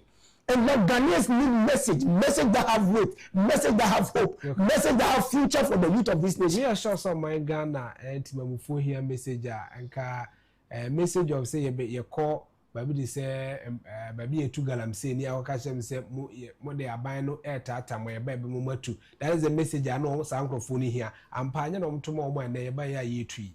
So one say enu omo ka che omo say mutuma MPP a ombe pam ba ye ba and one when gwase omo at the same time na President Muhammad that time call when Okoka say LI na organs so they repeal it. So you see that they are confused about what they are saying. Even on 24 hours economy mukanina they are confused. One say the MPP here say 1D 1F how this some of the private sector no e can one NDC for can say so also where what the one just say factory once on 24 hours economy also this kind of private companies are back could be work me person bomb there say like oko advert mom or down kwan so or pia no or me. That's right. So those are the things that we are talking about. So omo can create again, but the most important thing the issue is the treatment of the Kriaform. Say that we are here treating a Mami 1 minute be na sa 1 minute mami share na me ko MCR no mo ne MY say otukuno nsem bi ne nkomo bi a wo kan analysis bi a wo ye na ye nyina emfa to analysis no from your end na memra me radio du ho nso so abe 1 minute echo ni 2 at most ebe 2 minutes ye emfa ntie ne nsem bi a no wo kan na emfa mra ye yankasa ye tibiam ene asnipa honim so obi kan sansem we de kirewo plus the cocoa board form penifo bi nso so akwakuafo nche kwaka kirom say 2500 ne ye chance na oje 3000 why because yate cocoa said ye to no so o amansa adwama so nti sene ye to ne say di amawa ye ne yenti o analysis o moye ne bi na afa ye mfamra sisi James ya obeboa ya yabuja san komoyi tukuno nkomo no be se minute na intie bi na afa ye nyina ye nsamra fiduem ha na yemeto analysis no so adaroma na say bi o ye nuanom o mu MPP a o mpese o mo ye cocoa nsam no politics no ma start etuatu amanfo so mo nye demonstration no mo ye on press conference ye mfa ne say empo ni o mo ye nyina na ye papa o ma mbo kan to ho o ma mbo dwurumdie engu ho no mo na ni o mo ye nyina ye papa ni ye fa ntu sanye ni nhwa ade samre o mo no mo ton cocoa bag baako e ma ye 3100 ana me boa Sisi about 2,500. E wo mu say aba fom. But wo hwe mu a aban ne nhyehyɛ panti. Aban na dwuma yɛ panti. Eniema bo aba fom ama niema bo ayefo. Ama niema ye de ekoko sika ye no hwe na okura 2,500 na.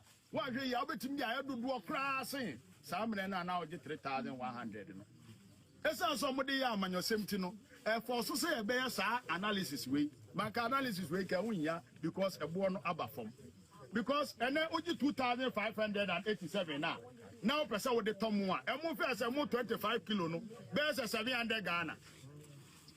Ene some na do 350 Ghana. Ana me boa. Na some me no ji say sika na o de tomo 700 Ghana. What to am ensa ne fa. Ana me boa. Wana say what to 9. Ene who class 2,500 now de tomo. What they tomo best best ngotwe ana say nkono. Na say Sebio, ye nuanu mo MPP. Person mo ye koko nsam no politics. No, ma start a amanfo so mo nye demonstration.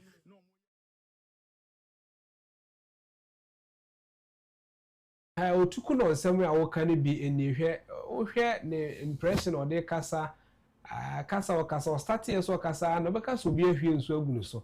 Ena ne tade nyina fo say twom because or try say obi defend indefensible.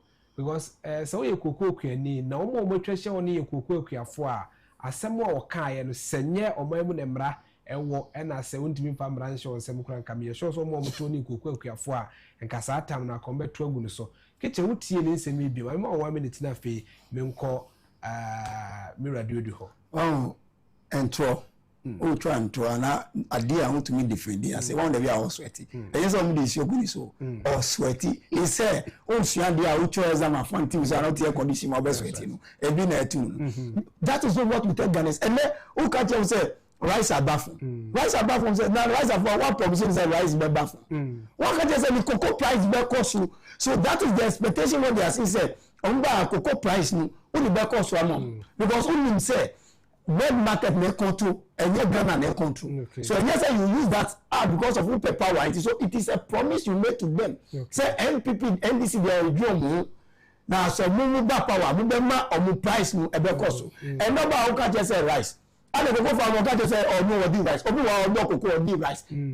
Uti say uko kumase for upe bayire fufuo plantain no green one anyway no mpa omo di rice omo yakoko na di omo ka say rice abafo maybe obi wo a ekuania or perfume rice or Ghana rice na Ghana rice no ready and no di omo ka go beside the price of Ghana rice. Okay. Go beside the price of perfume.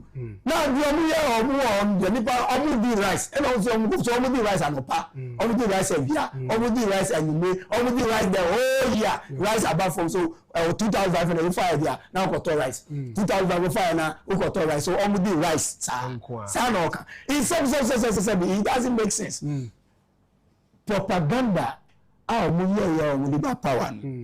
Me fast work and also the one yefu within 1 year na one me yefu ni na esise ba or bought back was so go say na bought happy because that is medicine for you. Well, remember me radio do ho me ni kan be sa e kan na wo ye former chairman the NDC and na waba obeka say na nkrofo aba no wudidi nyafo otuku na anka na oye o deputy general secretary say oye communication and then oye oko Flagstaff asaja wakasa ne hu team fifra team say why kesi ya say we no say akwa mi baby am me free why do ana nukora mu say me hunda kokra say be free NDC mo a fact really na kokro nsem yo hu me kasa ya na ibi ba mitrim say adwin ba mitrim say akoye say wakum akokọ kwasi ada awia bi na odi aye olai soup wa na wakum akokọ aniti ira pati ase di obi afri nche aba na okaje say mame nsa nhwa na mimma what I say treatment politicians any ade kokọ kwafo fam say pepeperete okay so obi aye na duane so fa him oye yo Ubaya was a chairman TV mount. Not the Akano. In fact. Said it doesn't make sense. Oko Cocoa Bodwa, or scholarships are, or my sister they said they make for. But maybe some will say, a craft hen or ma to me benefiting was a scholarship. Right. Even your politicians, young Kasa, or Mumma, upon a casa, I can see on them. Salaries I can see how much any other incentives to me enjoying scholarship no bar or one at mom. Okay. I am very sad. Coco clinic. You make a fool. Na card uko card keke. Scout butiam. Yasem kuma. Omo mu ye adwuma o coco board. Omo na enjoy hospital. Me yare kakra na refer me to her about 3 years ago. Na you say I'm a to omo me endoscopy ntina this say me wo around. Omo hotel bi wo. Okay. Na masa ko bisa hotel no bo at night. I don't know. Politicians treaty equiafosa. Okay. Asamu otoku no eken ya asa ya konsu egunu so yi. Asama na nga me beka na o kan say ni ti na ye o hye kokko from ekrafo team bifiri na dia kokko penti I know me say dey sit here o bo atodwe na bi wa so a o ya ebi wa o na esi ansa okwa tu akọ team insurance awo problem bi wo kwa wo dokura utimi twebibu ansa na ansa ko tu bia enei na akọ ese nuo ni nyema mbinti no udua kokko a na enche na aso kane no udua kokko a eko mfie wo twi ansa na kokko aso so kwa some dey asontem aba ne akokora bedi or something exactly ati na we mu nyina achi no na utimi nya kokoduro eko gira ekuafo ni defend say price na aba no kane nyama na omoto no enei na mse aba papa benti no ya tetete so ama zakoko boro betimi ato nyama bebra na just say e atem de die indirectly no e atem de die look this are buying so obasho pa amuntu abo boy e 2024 election na ye nyama miensa pa na manga na fo nya gidi mu a mtraba ma baako ni koko sami dia to so ni 24 hour economy okay miensa ni garam say right enne sa ni ma miensa nyina no ni nyina to nsuo 24 hour economy ni podie you say boss wa na akwa ye say tipaya ma wo because omo ngun ba bia omo mfa okay na yesre Ghana mpanimfo ani mampani Dramani Mahama se kasa ekoso no yemfa politics ento nchen asa no kwa de no kware yenu se nya esi no obi si da ewo ye ya bekosemu efa koko aketua sem ho ebi si da se abodua base afi we dia ya tikoko jama so and for that reason no dem dey mam no mateso na say na me frɛ ebra pɛni afim na ni koko bi ɛwɔ ahafo mem ana me frɛ koko krache no sɛ ɔma nya ɔdɔ ho no sika bi na ɔsi Mr. Dodu koko no ayate so no afi isika kura so akwa koso amai it is 2500 dia wo kan ho asem kura na watua ma a enka ofa ho dwane aso trom ye musa say mama ani hani ho we nya bibia ma wase a eja abo no kro no enti ebese amanyofo se omunya power omumro omho ase na afi omunwene omanfo no ho kane because ye hwemo pa koko nya ban na dua koko yesi ye hwem sanete individual na dua koko na se bia kwa ye se wodua wade no obi na wo ho nim die nti no na odi akwa koma ne se bi onto na onye ho adwuma ma wo na se enya ban ne edua kokoro na ye ankwankoro edua kokoro asa se emfasodie bi ese bia no asa se ekuafo no etimi enjoy me kai se omampani akufo-addo be free so na wa scheme bi ama ekuafo se pension scheme bi I think a very very good initiative for omampani akufo-addo ade baye yes say omampani Dramani Mahama on shemukena na onfa yu adwuma if you say ehasuo eni awowo eni enwere eni nsanso a asehye akuafo owure mu hono omo tie connection mu wa ha o sir omo enfa omo ho omo ka ho bi omo na edi ako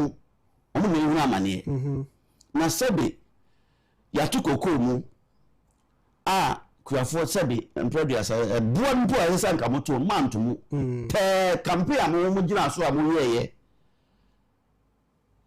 the current agric minister Erokopoko yes so fi kukom area oboabo kokko kuafo ano ewuram ho na odi ahwom so say omampani akufo-addo ye wudeni na omo de omo ba ebuo bi ese ye de ma omo na omo eso omo ani na omo nwa ho mpaso no omo de bema right and you know so na akwakosi me kai se enkomo ya yedi ama me akai na sembi a one enua Captain Smart di sure brana obisa ne se honorable mo ba mo beye kokoo ntum mo ba mo beye waka chere ne se ya anya na ye kokoo na ye de ana se eye kuafo ya that's the reason why I draw me attention call was some waka se to say the why won kwan akukọ na obi ka se where we are mamin se be man so that is exactly what they are doing you see right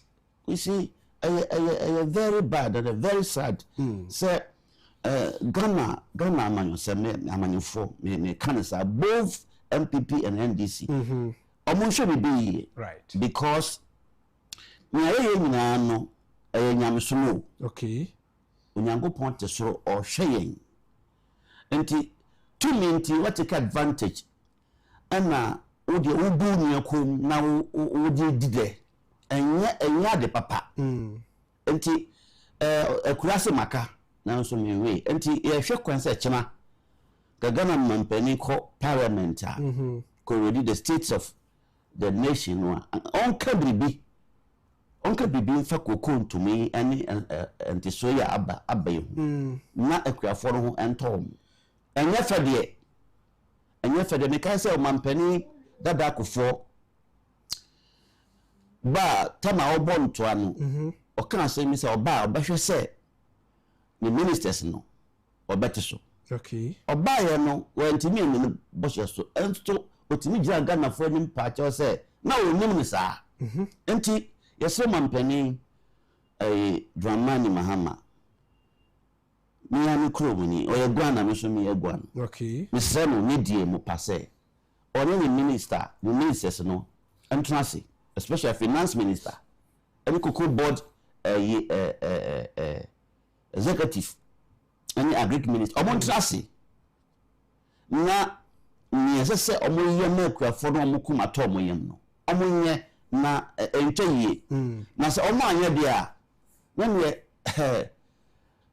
obi bese obi nkese epuduro enshi na ye nijo na ehye dia ebedijo right so omo anya ni sa da ho twa omo 2028 very well now Matthew komodo bi ni said the ewura biodo aka no ye befa bi abe minutes small one be 2-3 minutes they wrap up on the cocoa issue of your call the state of the nation address no utie de na Erokopoko ka se ye ba me ya anya na cocoa na ye de ana se ye omo dia it means the enkomo e consider the cocoa na be ye aban cocoa that is the fact what you say now we share NBC 2024 manifesto omudi ye win na there is no single way omudi measures be to say na why we su na yefa say me see me no where kwa da jalo me say be sorry by 4:30 you do the you sorry tema traffic wo do wenya okay but some ka say me do be kwa da na me ka cho kwa be fa so kwa da me ka cho time ya be hia me ka cho so ba me ka cho say me di kwa da na wo so di me di na wo so anopa wo sorry na wo so me di kwa da say me do where kwa tamalo be na wo say you know ya di akwa. They don't tell the people exactly the way they are going to do to reform the cocoa farmer or to increase the price for them. Because certain now we pass a wet market na control any. So maybe government the back of Bob we say or the chow so or we find free now I can't you. So and try we can't because of per power.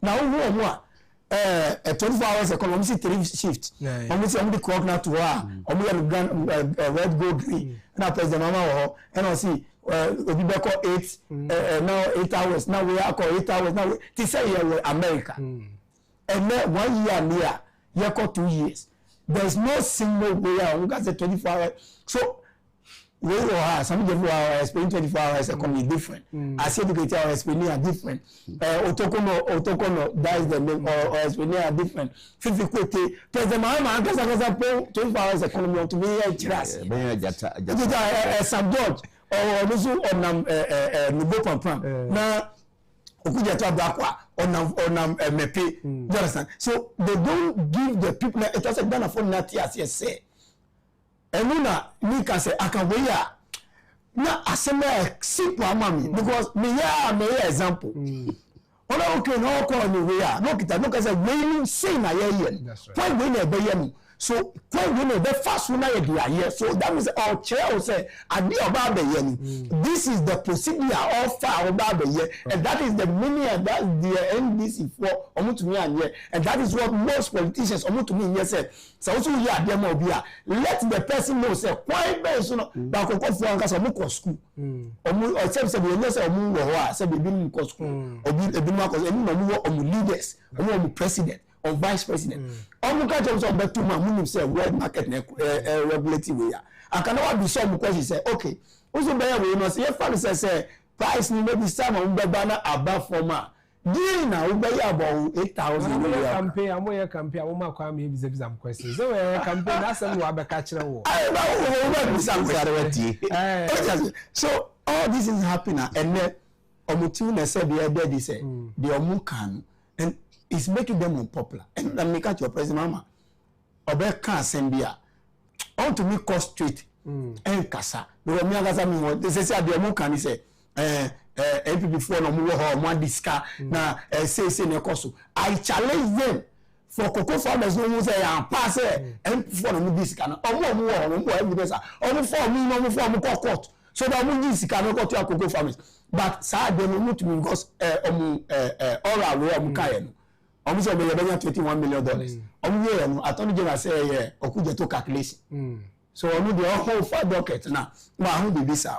So this should tell you say because of one power right you know when so I be but at the end of the day the reality will expose you and as we speak now the reality now is because they don't know point on be fast the mukai they are too forceful and no mukai is a finance minister no no the power catch you know here we mathematics now here calculation multiplication subtraction addition BPI can at the end of the day omonima guasi right. And I will tell Ghanaians that there is hope, and hope is coming, and hope will get to them very soon. What's your expectation in the sooner Yankopon ya mochna omampani de ebano onka the reality said the tear wo man mu said the yatokoku ana yatokoku bo said the ne yetufu mu said the ne light edundundum omehu sa reality no said the way manfo nyuma na de wafagum omehu said the teacher for any other unions be agitating for akatuantumu ne kaka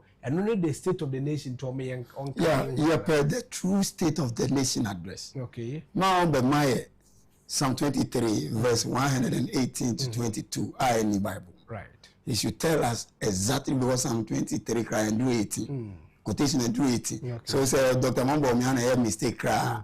That was a more mutual man or a mistake. So all the kind the true state of the nation address. And then obviously fuel abasu form. And obviously from the year we metro mass government transport community. Omuji from Asiama eba we are. Omuji 50 pesos now. So oka about the true state of the nation address.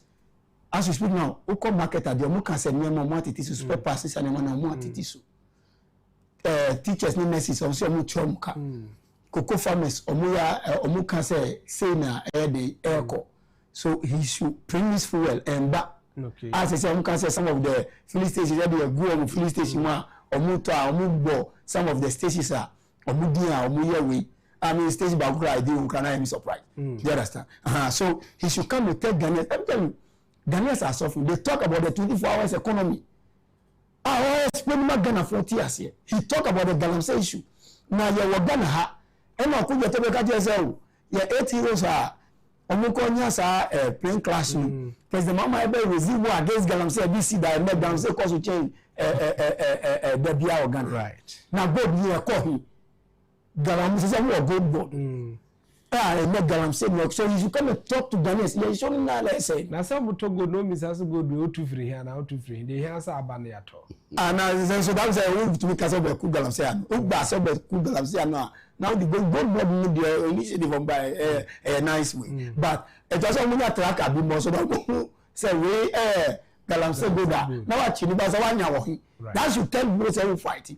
But the economy as we speak now, the true state of the nation address I'm not for every. Nyama ekosu now say me uoba na uba ekosku na utu afidi fia omo muka say rice above former utu afidi fi mo uba no kosku a eduane mu manu kiti na mu manu so we say rice omo say above former uba kosku a usa tu afidi fi na eduane your parents make a visit to the school about 12 hour muma akwala no go and see the kind of food that uba Eddie. And that is the fact. So he should talk about the true state of the nation address. The records report as we speak now. Obviously, they're about from our car. MPP time. He should tell us what is happening. All right. Very well. Kitche and our tin came. Mame enko Mr. Diodu Hona on also emfa the Ohunu efa sona Nyankopon ya aduma ochina omampani de komra se bedwamu. Also one kind of saying the true state of the nation address no me hunu de ne ewumu. Answer I'm penning for book the baby said you ni mo hwe kra no dokran as ya hye de yiri say abi right enti ne akoso man no mu de woda na enyane mpofi mu kra na ebisa wa obetimi aka okay pe omonu mu asem a omode ma Ghana for enti Ghana for to abama omonu anne no omuhu bebia omumfanfa no eno na onameka okay fuela omode bo ma baso say ateso a word market and artificial so Kopek say yes exactly and okay to batter me we no ema on wo kasa ye me de sa statement no de aba bonte so ebeba na watimi ahu de say de omo e kan fa wadaro okay na me kan say petrol tiswe ana omode bo mo ho asafo hini no because of fuel ye you na to be na so e track okay but o hwe ebra na MPP wa ban na fuel price na ton any transportation fare na transport fares yetua no ene saa na yetua no 1 minute say na executive secretary Edma Kupeke ye dankanamu a eka den sana secretary ya say petroleum prices expected to go up marginally for the first window of March 2026. Petroleum prices beginning the first window of March 2026 are expected to see some marginal increment across the pump. Petrol is expected to go up marginally by 3.5%, diesel by 1.5%, whilst LPG could witness a decline of 0.9% across various pumps respectively. Analysis of projection.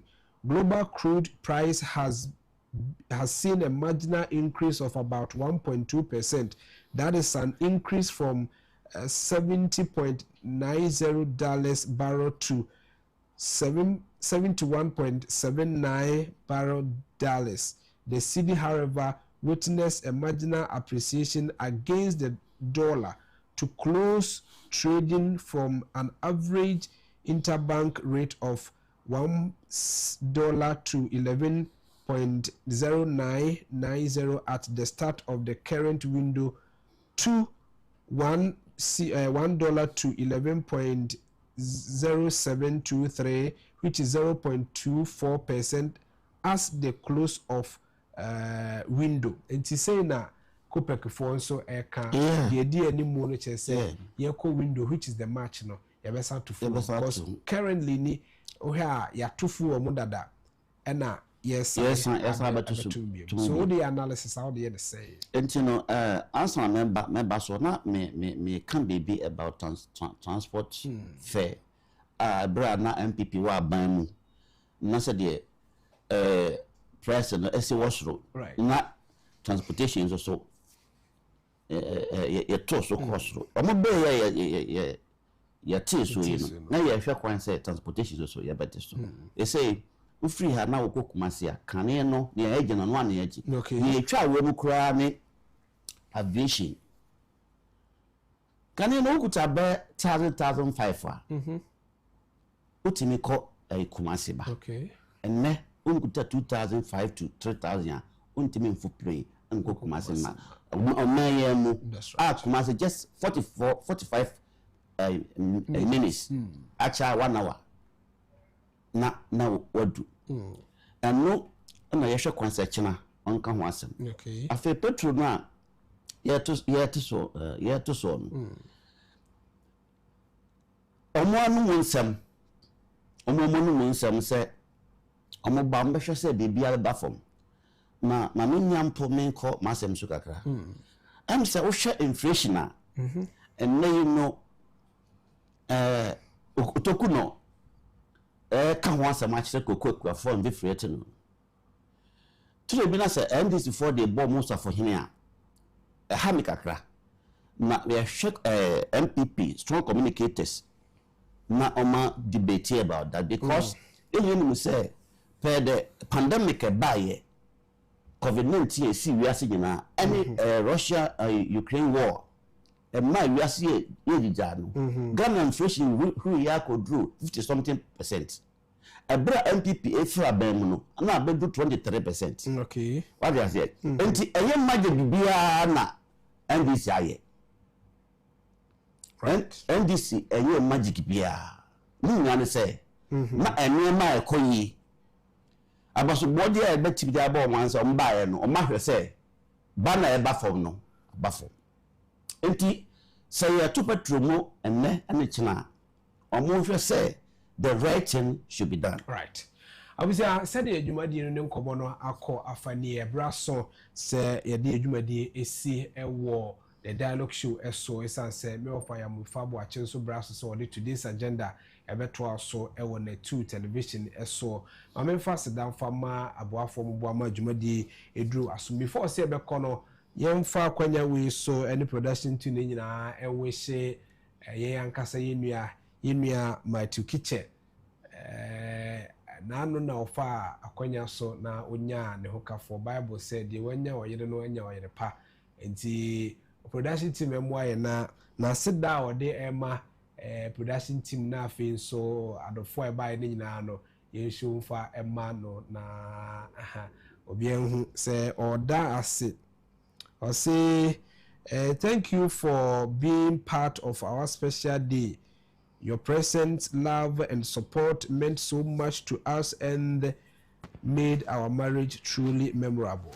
We are grateful for every prayer, smile, and gift shared with us as we begin our journey together. Mr. and Mrs. Kiche and Omode Aseda Efa Netu so na so the dialogue show aya oba so no so the eda amanfo nyina ase. Congratulations. Omo be support to ye ma ne ono so wanya ne hokafo already o are yam say sometimes bia kam kwan na se kakra yet media bobam kudi abobam fifi we ba no na so why campaign na o ba ti ye strange yankopon say onka ho na fe omo ade de obehia enso so ho ena sa so na owura de odu so okọ contest say bicycle home fast only free moment oh me call first vice for now. Okay. I say my concern chairman pen NDC. Okay. But yes person you occupied your friends space but per experience when you know enya person the boa. Okay. I want say in politics say unkuta position bi okasa. Okay. Yentie. Enti nim say wotu say delegate. Okay. And senya we delegates to abo am born in some American. Okay. We dey nka kra nka mo me call no post because e be constituency no angasa. And one experience in many and men fan trans. Okay. Na yen fan man to akwan so na yentimi ye sit no back. I no na here yen pa. Oh hey mu ya dey when you pass in the contest. Oh for now there yes Mondo do na contest. Okay. It's a want to say now where Sabat Trumpet so Yana Makaura Simon Diodu. Why chairman pay when this mu and I was a first vice chair MPP mu why is it converted from the NDC aba MPP and said there all kind of what the sa position or abwa and then or they bring MPP to say obemana for more. I said, "Moi, kitchen now come baby." Mommy, me buy because of time later she so mommy chia oti box. Okay. Nyamisha no man quantity. Now me chia me lovely wife. Now share me mommy message. Okay. I was in Nyami Ensra ne 2 TV. That's right. So Nyamisha me na yes sir. So I was aware there any kwan wa. But you say Nyami kan ehun there. That's right. Nyami dey buy call. Jojo. Me that say you do see mama first down from the production team ni nyina from the MCR no Justice Afe Ejano ewo he was ahead boy led by Ira Kwasinensen omo nyina nso eyoma from the Benjamin Dexter Focus na Elekem enso eyoma from the amo producer will show the sumimidi the Kwame Abu Kudan Kwamo Abitia from a Commodore, your host with the most and your moderator. If we send on song a boy, Kusi send on crow, our powers in my adreno, a pejemo, or fire mofabwache at the today's agenda air 12 so I won the 2 television. Yango Poya more China after the Sona no yin never samba, Lafia Babe said the Niema, of course, to stay blessed, I won the 2 television so.